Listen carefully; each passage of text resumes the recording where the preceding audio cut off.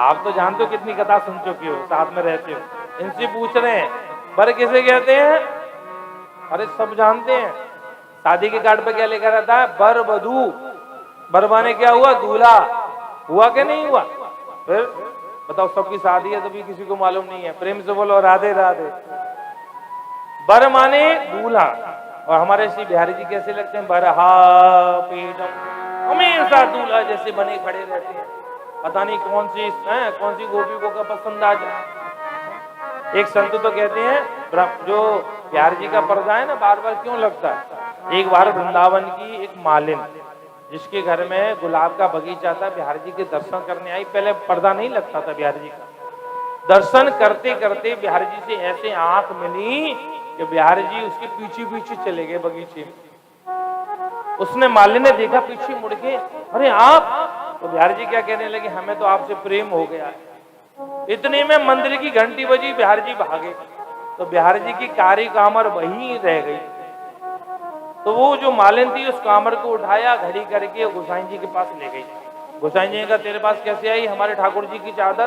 तो कहने लगी मैं दर्शन करने आई और जैसे ही मैंने बगीचे में देखा तो बिहारी जी मेरे पीछे पीछे पहुंच गए और कहने लगे हमें आपसे प्रेम हो गया, मंदिर में मन नहीं लगता है हमारा। गोसाई जी ने सोचा ये तो वृंदावन की ले गई, लौट के आ गई, और कहीं आनंद बिहार की ले गई तो गड़बड़ हो जाएगा। आज के बाद कोई नजर मिलाएगा ही नहीं तो बिहार जी कहीं जाएंगे नहीं। उसी दिन से पर्दा लगना प्रारंभ हो गया। प्रेम से बोलो राधे राधे।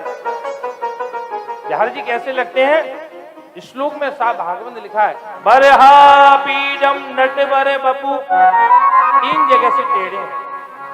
और नटवर शंकर जी का क्या नाम है? नटराज, है ना, जो नाचने वालों के राजा हैं। और भगवान का नाम है नटवर। बर माने श्रेष्ठ, नट माने नाचने वाले, जो नाचने वालों में सबसे कुशल है। और कैसे हैं?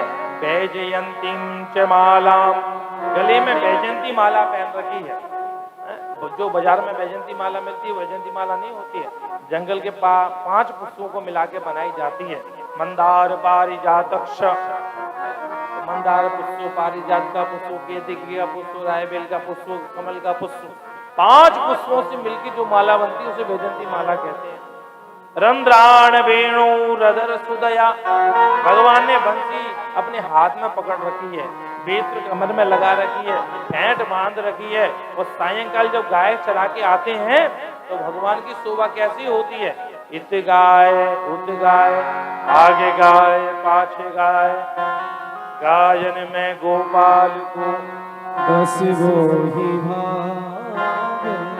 आगे गाय पाछे गाय, इत गाय उत गाय, गोविंद को गायन में बस वो ही भावे।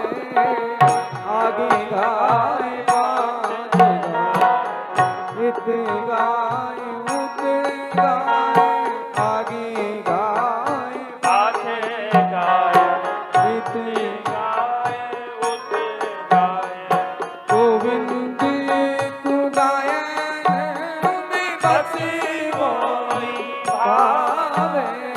गोविंद को गायन में बस वो ही भावे।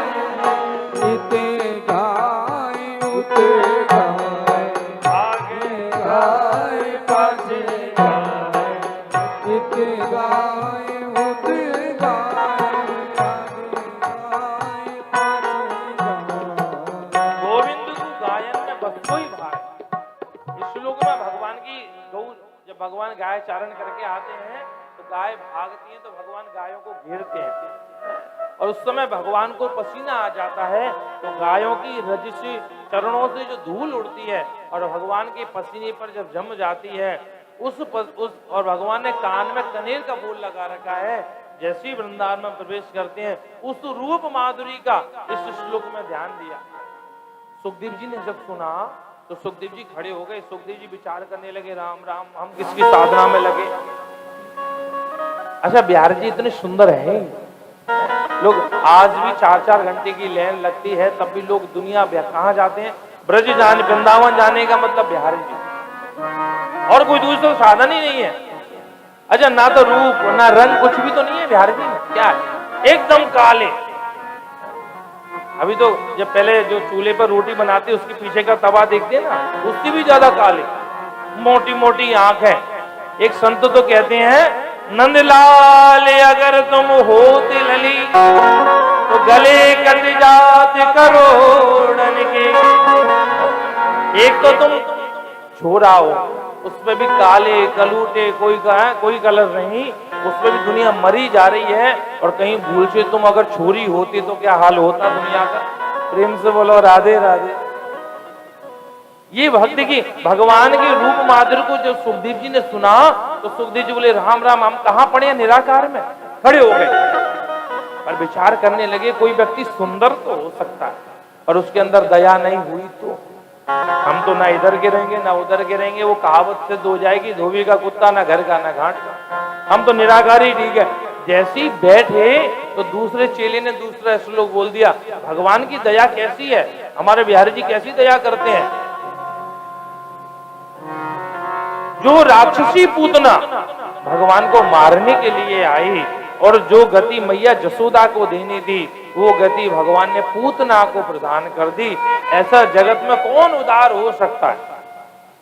अहो वकीयम स्तनकालकूटम जिगांसया पायय प्रसाद्वी लेवे गतिम धातृच्युताम ततुन्यम गंबा दयालुम शरणम प्रजे।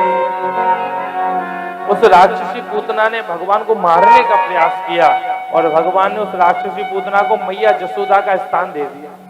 ऐसो उदार कौन जग माय, संसार में कोई दूसरा उदार हो ही नहीं सकता।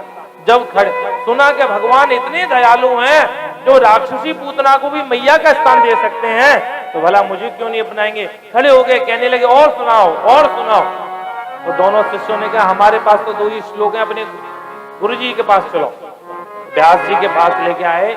व्यास जी महाराज ने सुखदेव जी को राजा जनक के पास भेजा। काय के लिए कि भागवत कथा ये भागवत कथा परमहंसों की संगीता है। जब तक राजा जनक नहीं कहें कि इन्होंने काम और क्रोध को जीता, तब तक भागवत नहीं सुनाऊंगा। भागवत कामियों का क्रोधियों का विषय नहीं है। राजा जनक ने 3 दिन तक दरवाजे पर सुखदेव जी को खड़ा रखा और कहा, जाकर देखो अगर चेहरे पे कोई भी सिकन है तो भगा देना बाहर से। हम लोग मंदिर जाते हैं, 5 मिनट भी भीड़ में धक्का मुक्की हो जाए तो चेहरा उतर जाता है। सुखदेव जी महाराज 3 दिन पहले जो मुस्कान थी वही मुस्कान में खड़े थे। राजा जनक ने कह दिया, इन्होंने क्रोध को जीता है। अंदर लेकर के आए महल में, तो जहां रानियां रहती थी वहीं रखा। 3 दिन वहां रहे और बोले, जाओ जाकर के अगर कोई विकृति हो तो भगा देना यहां से।